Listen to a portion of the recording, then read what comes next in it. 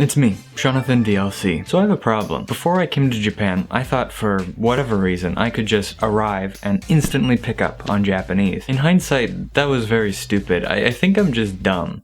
Like, really just properly dumb. So I had to find a way to learn Japanese. The only problem, the traditional methods of learning Japanese are so boring.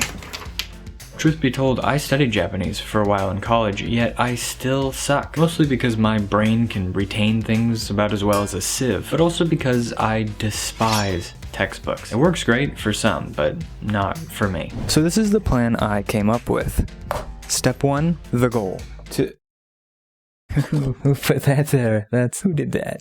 Who put that there? The goal, to be the best Japanese speaker of all time. The method, to not be bored out of my mind, aka no textbooks. After all, I am a well-known textbook despiser. The length, till the end of time itself. To the heat death of the universe slowly and surely takes us all. But so far about 2 months of actively studying. The results of my methods, surprisingly good. I was shocked. I was flabbergasted. It's the whole reason I'm making this video, to show you my method, because it worked surprisingly well. But please keep in mind, if you clicked on this video and you were expecting a native speaker, I ain't it. I ain't it, chief. If you expected a native speaker, or even a fluent speaker, or just someone who's not a complete idiot, you're in the wrong place. But the methods I've been using are really fun, they've kept me engaged, so I want to share them with you. So if you're a beginner, intermediate, come on down, come check this video out. I'm going to teach you all about it. There are 4 different facets to learning Japanese that I have been practicing. The first and most important, reading. The second, and also very important, listening. Third, and also very important, speaking. And finally, what ties Japanese all together, writing. So let me teach you my methods. First step, reading. I don't care about reading, I just want to talk to cute girls. Silence, you cretin. Reading is like one of the most vital parts of learning Japanese. You think you're gonna impress anyone if you can't even read? No, what? So shut up about women and read. No. Read, bitch, read. No!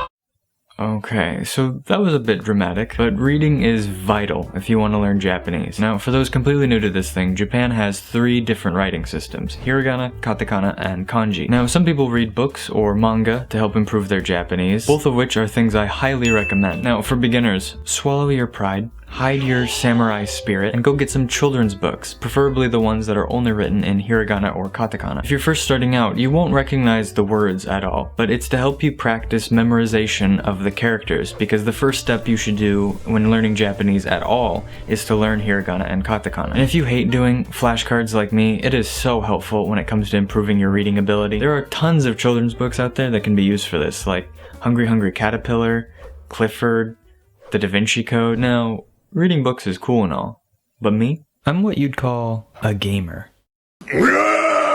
But in all seriousness, playing games in Japanese with Japanese subtitles has been something that's really improved my reading ability. Combining my reading practice with doing something that's actually really fun and engaging has kept my motivation up a lot. Now, the trick for this, like I said, is that you have to make sure the game is only in Japanese, so Japanese audio and Japanese subtitles, so that when words come up that you don't know, you can actually look them up. I've learned so many new words, so many new gamer words, it's just been great. Some of my favorites, for example, Kyoiku Mama, Kuchi Sabishi, and my favorite one, Zashi.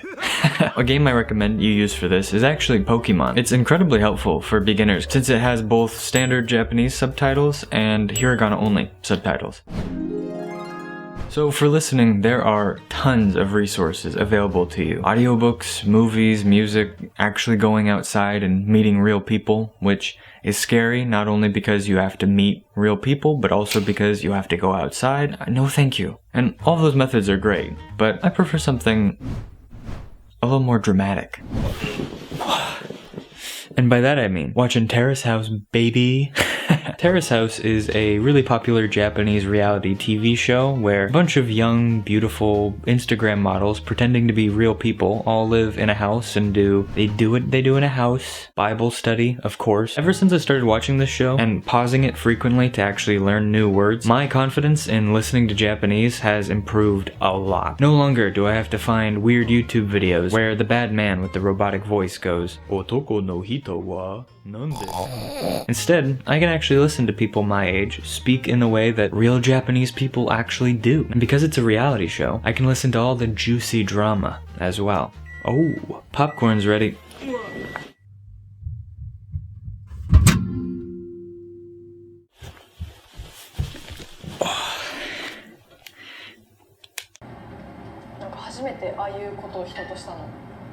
Ah, the audacity of this bitch. This episode is one of the most dramatic episodes in Terrace House history. Let me set up the stage. One of the house members was saving a special cut of meat in the fridge, and behind his back, all the other house members ate the meat without his permission. When he returned, you could feel the tension in the air. You could cut through it with a knife. Furious, he gathered all the house members, sat them down, and then, then they talked it out.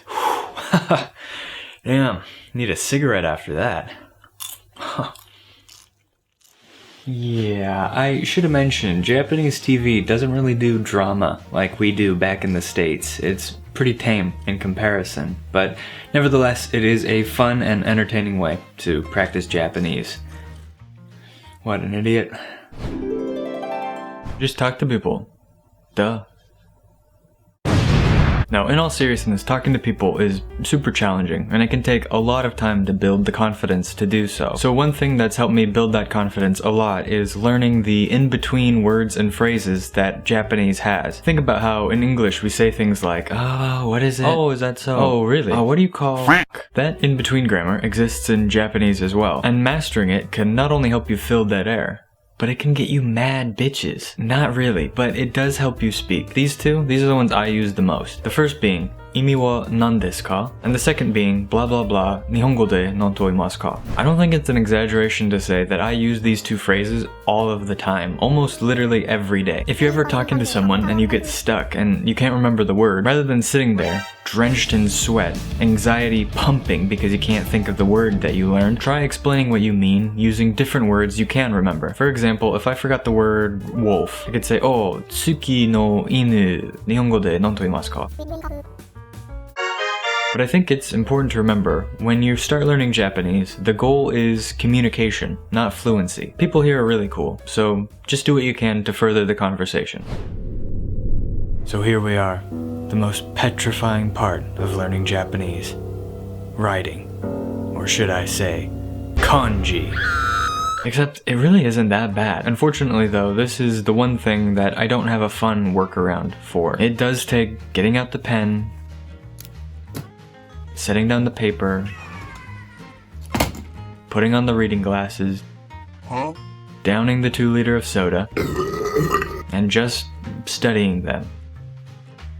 So you're probably asking, no Sean, that sounds terrible. You said it really wasn't that bad, but that sounds that bad. Yeah, shut up, I get it. I didn't want to learn kanji when I first started either. But there are some really good resources for helping you study writing and kanji. And what I use are 2 apps, both of which I use almost religiously. The first app is literally just called Japanese, so like, damn, the big brass balls on this app to just call itself Japanese outright. That's how you know it's good. And the other app I use is called Kanji Garden, both of which are free. My favorite price. Kanji Garden is similar to Wanikani or any other SRS spaced repetition system. I like Kanji Garden though because, well, it's just a bussin' app, really.